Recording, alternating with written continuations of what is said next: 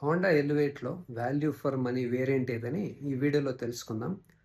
ఏది value for money variant అని తెలుసుకునే ముందర దీంట్లో ప్లస్ పాయింట్స్ ఏంటని తెలుసుకుందాం. ఫస్ట్ ఇది చూడడానికైతే చాలా బాగుంది.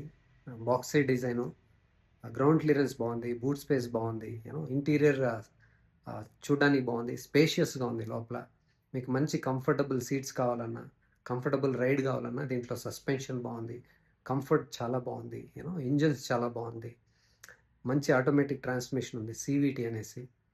నెక్స్ట్ మెయిన్ సేఫ్టీ కూడా జపాన్లో క్రాష్ టెస్ట్ చేస్తే 5 స్టార్ వచ్చింది. దీంట్లో సేఫ్టీ ఉంది, లుక్ బాగుంది, కంఫర్ట్ చాలా బాగుంది, మీకు సిటీకైనా హైవేకైనా చాలా బాగుంటుంది. ఆఫ్టర్ సేల్ సర్వీస్ బాగుంది.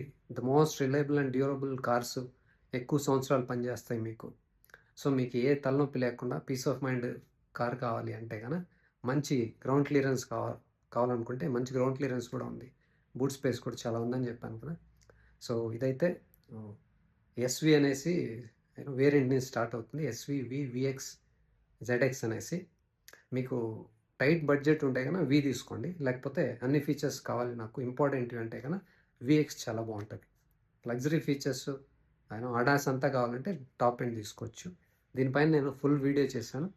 ఫుల్ డీటెయిల్స్ కోసం ఆ వీడియో చూడండి. మీరు కనుక హోండా ఓనర్స్ అంటే కనుక మీ ఎక్స్పీరియన్స్ ఏంటో కమెంట్ చేసి చెప్పండి.